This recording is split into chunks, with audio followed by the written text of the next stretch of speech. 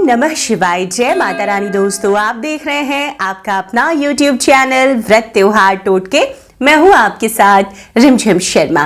दोस्तों, आज इस वीडियो में आने वाले हरियाली तीज के बारे में संपूर्णता से सभी जानकारियां मैं आपके साथ शेयर करने जा रही हूं।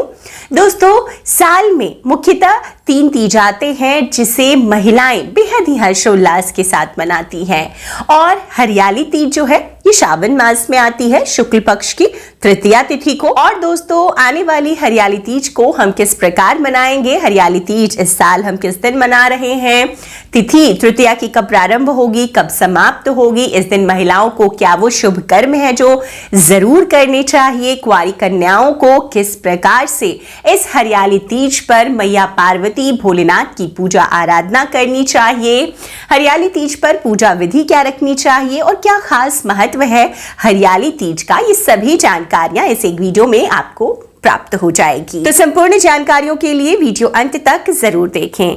दोस्तों, आमतौर पर हरियाली तीज जो है ये अगस्त या जुलाई के महीने में भी कभी कभी पड़ती है, लेकिन हिंदी के श्रावण मास की शुक्ल पक्ष की तृतीया तिथि को हम हरियाली तीज हर साल मनाते हैं, जो कि इस बार 31 जुलाई को पड़ रही है। रविवार का ये दिन है और इस बार की हरियाली तीज बहुत ही शुभ योग लेकर आई है। दोस्तों, तो इस हरियाली तीज पर जो आप पूजा पाठ करेंगे उसका पुण्य फल आपको कई गुना ज्यादा प्राप्त होगा। दोस्तों, पूजा पाठ आराधना के लिए योगों का, शुभ संयोगों का बहुत महत्व होता है और इस बार जो तृतीया तिथि है इस दिन रवि योग पड़ रहा है, जो कि बहुत ही शुभ फलदायी होता है। और ये 31 जुलाई को दोपहर में ही शुरू हो जाएगा 2:20 पर, जो कि अगले दिन तक सुबह 6 बजे तक रहेगा।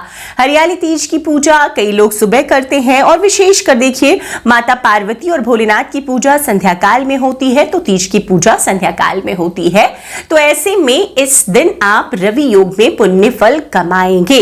दोस्तों, अब हरियाली तीज तृतीया की तिथि कब प्रारंभ हो रही है, कब समाप्त हो रही है, ये जान लेते हैं। तो 31 जुलाई को रात्रि में 2:59 पर ही तृतीया की तिथि प्रारंभ हो जाएगी, जो कि समाप्त होगी 1 अगस्त की सुबह 4:18 पर। हम 31 तारीख को हरियाली तीज मनाएंगे। दोस्तों, हरियाली तीज का महत्व क्या है? देखिए, ये जो पर्व है, ये जो त्योहार है, खास तौर पर सुहागन महिलाओं का त्योहार है, लेकिन कुंवारी कन्याएं भी हर्षोल्लास के साथ अब तीज का त्योहार मनाती हैं और मना सकती हैं।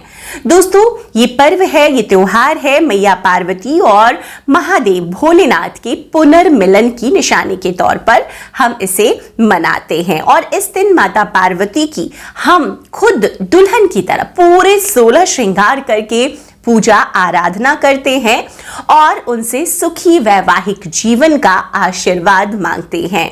जो कुंवारी कन्याएं हैं वो अच्छे घरवर की कामना के साथ हरियाली तीज का व्रत रखती हैं। व्रत की विधि एक ही जैसी होती है, जैसे सुहागन महिलाएं 16 श्रृंगार में जैसे वो अपने सुहाग की निशानी धारण करती हैं, कुंवारी कन्याएं वो नहीं कर सकती हैं।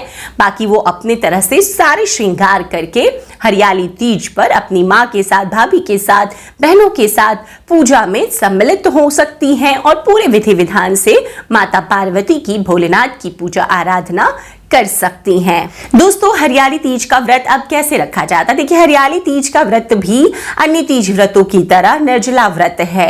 आमतौर पर यह व्रत निर्जला रखा जाता है, लेकिन कई प्रांतों में इस व्रत के दिन पूजा पाठ के बाद में व्रत खोल लेने का भी विधान है। तो आपके क्षेत्र में, आपके कुल में जिस भी रिवाज से होता हो आप वैसा कर सकते हैं, लेकिन जो मुख्य रिवाज होता है ये कजरी तीज हो, हरितालिका तीज हो, उसी व्रत की तरह हरियाली तीज भी निर्जला रखकर धारण किया जाता है। जैसे कि जिस भी तिथि को, जैसे इस बार 31 जुलाई को तीज व्रत आप धारण करेंगे तो सुबह स्नान आदि क्रियाओं से निवृत्त होकर के व्रत का संकल्प लेंगे और तब से आपको निर्जला ही रहना है। आप चाहें तो सरगी कर सकते हैं, इस व्रत में सरगी का विधान है, आप सरगी कर लें, लेकिन इसके बाद निर्जला रखकर अगले दिन पारण तक आपको निर्जल ही रहना है। इसके बाद पूजा कर ही पारण यानी कि व्रत खोलना है। अब पूजा की विधि क्या होती है? देखिए, पूजा की जो विधि है, भगवान शिव और मां पार्वती को इस दिन हम प्रसन्न करते हैं। सबसे पहले तो जो भी महिलाएं इस व्रत को धारण कर रही हैं, कुंवारी कन्याएं, वो पूरे श्रृंगार करें, 16 श्रृंगार करें और उसके बाद में सुबह की पूजा आप घर पर कर सकती हैं, शाम की पूजा आप मंदिर में जाकर के, बहुत सारी महिलाएं एकत्रित होती हैं, तीज व्रत की वही कथा होती है और विधि विधान से मंदिर में पूजन होता है, तो आप वहां भी कर सकती हैं और घर पर भी कर सकती हैं। घर पर अगर कर रही हैं तो मिट्टी की, अगर शिवलिंग आपके घर पर नहीं आप रखते तो मिट्टी का शिवलिंग मां पार्वती, गणपति, कार्तिकेय, नंदी, ये सभी बना करके आप उनकी पूजा करेंगी। अगर मंदिर जाकर कर रही हैं तो वहां पर पूरा शिव परिवार मंदिर में है, उनकी पूजा आराधना आपको करनी है। हरियाली तीज पर भी आपको भगवान शिव का, मां पार्वती का विधि विधान से अभिषेक करना है, तो अभिषेक की सारी सामग्री रखें, बेलपत्र, भांग, धतूरा, सफेद फूल, माता के लिए लाल फूलों की माला, ऐसी चीजें, दूर्वा, शमी पत्र, धतूरे का फल, जो भगवान शिव को, मैया पार्वती को प्रिय हैं, ये चीजें पूजा की थाल में जरूर रखें। सबसे खास होता है हरियाली तीज, जिसे हम श्रावणी तीज भी कहते हैं। इस पे दोस्तों हरे रंग का, देखिए इस समय हर तरफ हरियाली हरियाली रहती है, इसीलिए इसे हम हरियाली तीज भी कहते हैं, श्रावणी तीज के नाम से भी जानते हैं। तो हरे रंग का बहुत महत्व है इस समय श्रावण मास में, तो आप हरा रंग धारण करें और माता को 16 श्रृंगार की वस्तुएं जो अर्पित करें उसमें भी हरे रंग की प्रधानता रखें। जैसे हरे रंग की चूड़ी माता को अर्पित करें, जो चुनरी वस्त्र अर्पित करें वो भी हरे रंग की हो। अन्य सामग्री, मेहंदी जरूर अर्पित करें, महावर अर्पित करें, बिंदी अर्पित करें, कुमकुम अर्पित करें, पायल, बिछुआ, जो आप अर्पित करना चाहते हैं माता को, 16 श्रृंगार की वस्तुएं या फिर अपनी सामर्थ्य अनुसार 5 श्रृंगार की वस्तुएं कम से कम जरूर अर्पित करें। इस दिन सुहाग की सामग्री मां को अर्पित करने की, खुद धारण करने की और प्रसाद स्वरूप अपनी सास को हम देते हैं, जिठानी को देते हैं, प्रसाद स्वरूप वितरण करने की परंपरा रही है, जिसे बहुत शुभकारी माना जाता है, तो ऐसा आपको जरूर करना है। 16 श्रृंगार का जिस प्रकार से महत्व है दोस्तों हरियाली तीज पर, उसी प्रकार से महत्व है लोक गीतों का। कई प्रांतों में झूले आज के दिन जरूर झूले जाते हैं, झूले लगते हैं और उसके बाद उन झूलों पर महिलाएं पूरे 16 श्रृंगार करके जाती हैं, झूला झूलती हैं और लोकगीत, माता पार्वती को प्रसन्न करने के लिए लोकगीत गाती हैं, प्रभु की, भोलेनाथ की आराधना करती हैं और उनसे अखंड सौभाग्य का वरदान पाती हैं। तो इस प्रकार से लोकगीत और झूलों का भी बहुत ज्यादा महत्व होता है इस हरियाली तीज पर दोस्तों।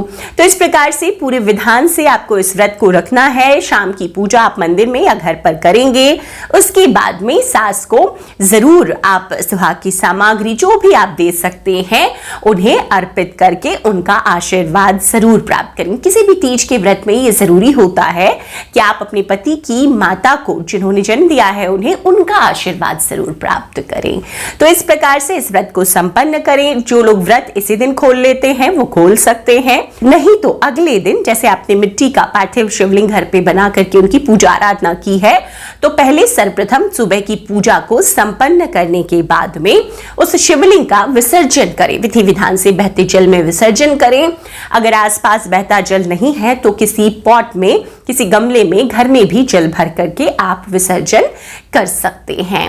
इसके बाद में ही आपको व्रत को खोलना है, तो आप प्रसाद की कोई भी एक वस्तु लेकर के व्रत खोल सकते हैं। तो दोस्तों इस प्रकार से इस हरियाली तीज आपको ये संपन्न करना है। पूजा पाठ और जो नियम मैंने बताए, सुहागिन महिलाओं के लिए जो कार्य बताए, कुंवारी कन्याएं भी उसी प्रकार करेंगी जैसे कि विवाहित महिलाएं करती हैं। सब सुहाग की निशानियां उन्हें धारण नहीं करनी है, बाकी वो पूरी पूजा विधि एक जैसी ही रख सकती हैं, इसमें कोई दिक्कत नहीं है। अगर आप पीरियड्स में हैं तो 5वें दिन शुद्ध होकर के ही आपको व्रत रखना है। जिनके यहाँ खाने पीने का विधान है वो पूजा के बाद में कई क्षेत्रों में है, इसीलिए वो आप भोजन जो भी आप करते हैं शुद्धता से वो कर सकते हैं, नहीं तो जो लोग निर्जला रखते हैं वो अगले दिन ही व्रत का पारण करेंगे। तो इस प्रकार से विधि विधान से आप इस हरियाली तीज मनाएं, माता पार्वती भोलेनाथ का आशीर्वाद पाएं। उम्मीद करती हूं कि वीडियो में दी गई जानकारियां आपके लिए उपयोगी साबित होगी।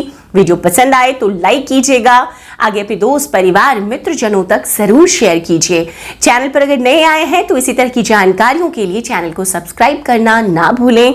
नोटिफिकेशन के लिए बेल बटन प्रेस करके रखें ताकि जब भी मैं कोई वीडियो शेयर करूं वो सबसे पहले आपको प्राप्त हो सके।